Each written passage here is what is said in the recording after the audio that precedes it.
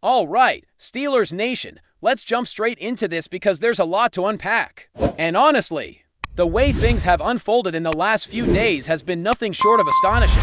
You know, I've said many times on this program that I'm not in the habit of kicking people when they're already down. I want to make it clear that's not what I'm doing here. In fact, I've grown to like Arthur Smith. I respect him. I've learned from him. But you can't deny how dramatically his standing within this franchise has dropped in such a short amount of time. Now, Smith has recently earned himself a fourth interview request.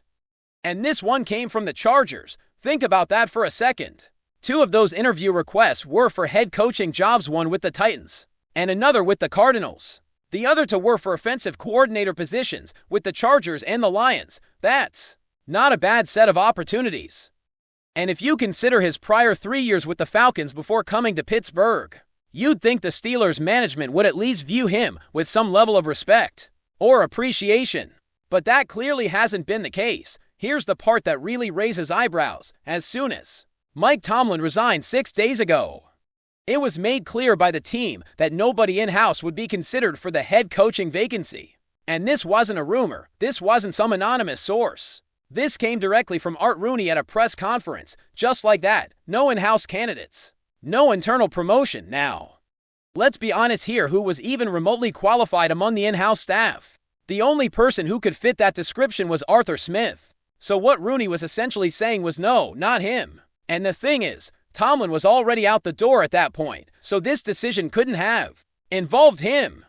That leaves only one conclusion. It reflects how Rooney, Omar Khan, and Andy Weidel felt about Smith's performance in Pittsburgh. There's no other way to interpret it. Not one. And since Smith was still under contract, that's why other teams had to request interviews with the Steelers. They didn't want him to continue doing the job he was doing here either. That is a big deal. In a normal news cycle, this would be a headline story. But like so many things surrounding the Steelers, lately, it has been buried under the shock of Tomlin's departure. Still, it's worth discussing because it shows a pattern in how the organization handles coaches and coordinators. What's fascinating to me is how the Steelers always seem to prioritize the sanctity of the full term of a contract over everything else. They will stick with someone through a season, even when the results aren't good, simply because the contract is in place. Let me put it another way. If they didn't like what Arthur Smith was doing in the 2025 season, why didn't they address it during the season or even before it began? It's not like this was a surprise. There had to be signs, so why wait until the end, when the contract was still active, to make it clear they had no intention of keeping him? This is the kind of thing I'm going to file away in my mind for future reference. If someone later asks why the Steelers kept a coach or coordinator around even when the performance wasn't good, I can point to this. They've done it before. They've hung on to guys, even when it was obvious they weren't getting the job done. And Arthur Smith is now part of that pattern. The truth is, the Steelers have a history of doing this, and it's something that has been repeated time and time again. And since we're revisiting recent history, let's talk about another moment that still feels significant. It was Mike Tomlin who fired Matt Canada. There were conflicting reports at the time, and you might remember that. But the source for this information was impeccable. It might as well have come directly from the head coach. Tomlin pushed to fire Canada, and he got his way. Canada was gone. Now, of course, Tomlin had to clear it with Rooney, which is where the confusion may have come from. But the point is that it was Tomlin's initiative. That means even in that chaotic situation, where Canada clearly wasn't up to the job, Rooney didn't want to make the move.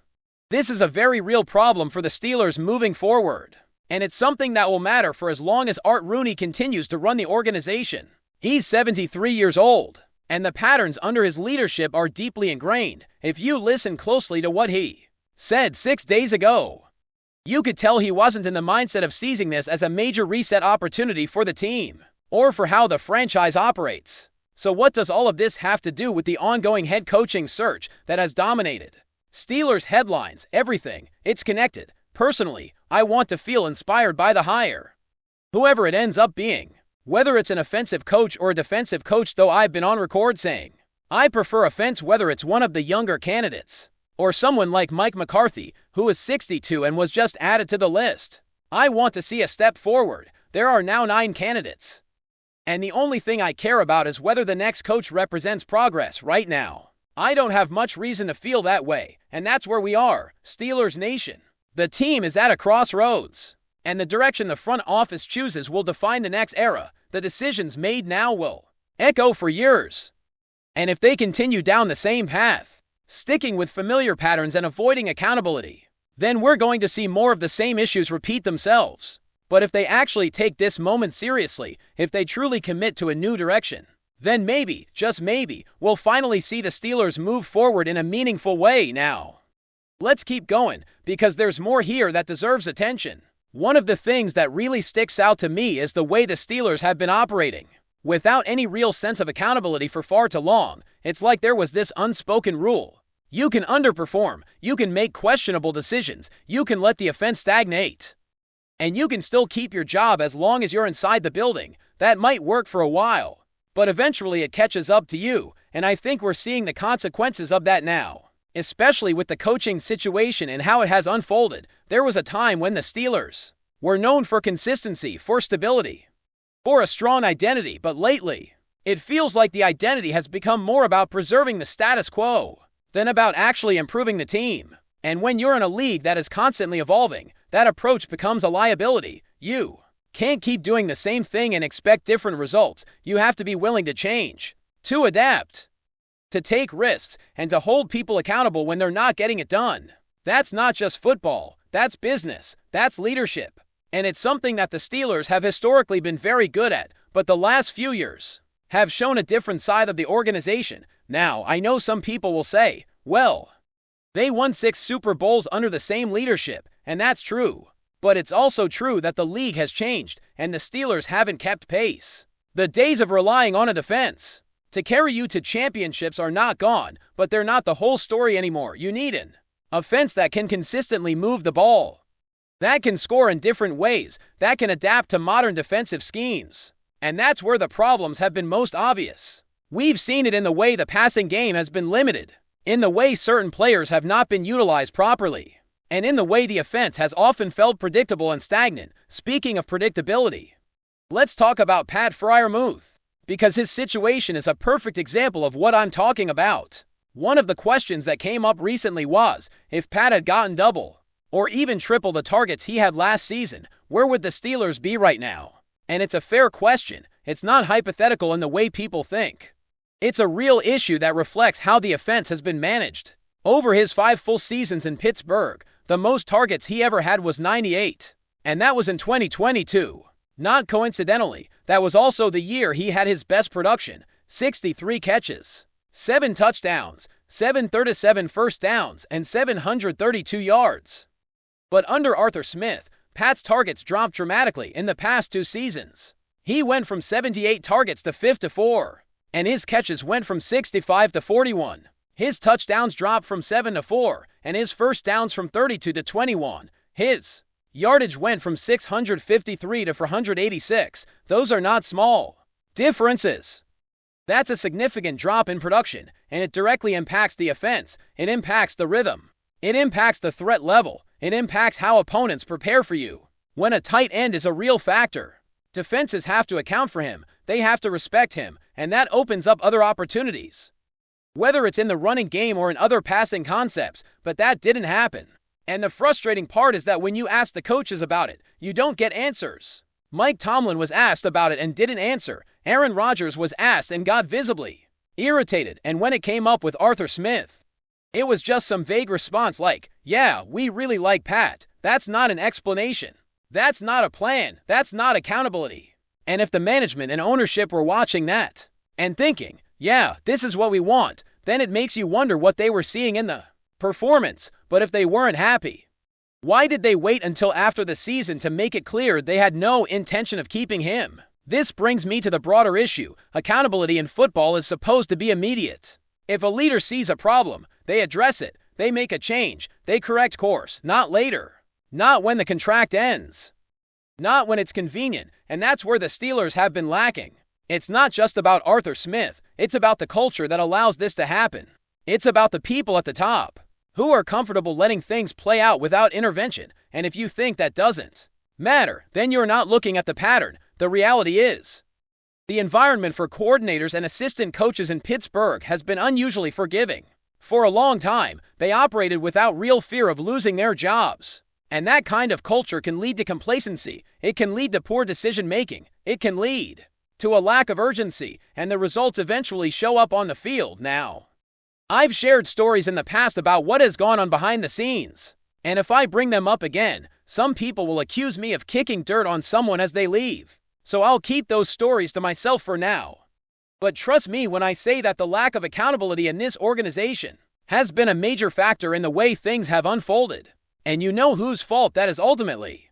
It's the guy in the 41st floor office with the big oak desk, the one who calls the shots. The one who decides whether a coach stays or goes. The one who sets the tone for the entire organization. That person has to be willing to make tough decisions. They have to be willing to admit when something isn't working. They have to be willing to change course, and right now, the Steelers' leadership has not shown that kind of willingness. So as we look ahead to the next coach, the next era, the next chapter, we have to ask ourselves what kind of organization the Steelers want to be. Do they want to remain stuck in old patterns, relying on tradition and past success? Or do they want to evolve and compete at the highest level in today's NFL? Because if they continue to do what they've been doing, the results are going to be the same. And if they finally choose to change, then this could be the moment that defines the future of the franchise. But for now, we're left with a lot of questions and not a lot of answers. And that's the reality of Steelers Nation right now. The next few weeks are going to be critical, and the decisions made in the front office will reverberate for years. We can only hope that they choose wisely and that the next hire represents real progress. If not, we may be watching the same story play out again. And that's the last thing this fan base needs. And that brings us back to the broader pattern that has been present in the Steelers organization. For a long time, there have been coaches and coordinators who operated with little accountability. For extended periods, they were allowed to continue even when the results were not there. And the consequences of that are clear. It creates a culture where mediocrity can be tolerated, and where the team is not forced to confront its own shortcomings. And when you combine that with the current leadership structure, it becomes a real problem for the future of the franchise. The Steelers have always been a team that prides itself on tradition, on stability, and on a certain identity. But there is a difference between stability and stagnation, and if the franchise is not willing to evolve, to adapt, and to demand accountability, then it risks falling behind. And that is not something that can be fixed with just a new coach. It requires a shift in how the organization operates, how it evaluates performance, and how it responds to failure. But before we dive in, don't forget to subscribe to Steelers Nation Central and hit the like button on this video. Your support helps us keep bringing you the latest updates on the Pittsburgh Steelers. And don't forget to share your thoughts on the news in the comments below. The rumor mill around the league is spinning at full speed, and Pittsburgh has suddenly become the center of attention. Whispers coming out of the Steel City suggest that Odell Beckham Jr. has put pen to paper and is ready to light up Heinz Field in black and gold. While nothing has been framed as an official announcement, the mere possibility has already sent shockwaves through fans and rivals alike. When a name like Beckham's is linked to a franchise with Pittsburgh's history, expectations rise instantly. Sources close to the situation describe a player hungry to prove he still belongs among the elite, eager for a stage where his personality and talent can merge into something electric.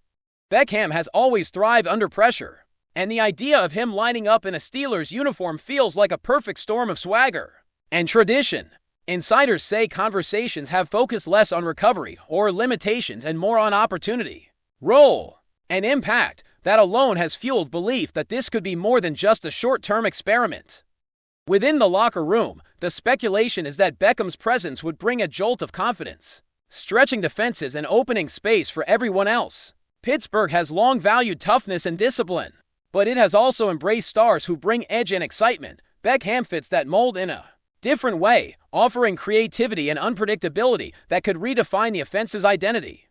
Fans are already imagining contested catches, dramatic celebrations, and moments that shift momentum in an instant. For now, it remains a story built on murmurs, reactions, and raised eyebrows. Yet in a league where perception often becomes reality, the idea of Odell Beckham Jr. promising a show in Pittsburgh feels powerful enough to dominate headlines. If this speculation turns into truth, the Steelers may not just be adding a receiver. but igniting a new chapter filled with noise, confidence, and spectacle. That's it for this update. If you enjoyed the video and want to keep receiving exclusive news about the Pittsburgh Steelers, make sure to subscribe to Steelers Nation Central and give this video a like. We always look forward to hearing your comments and opinions. See you in the next video.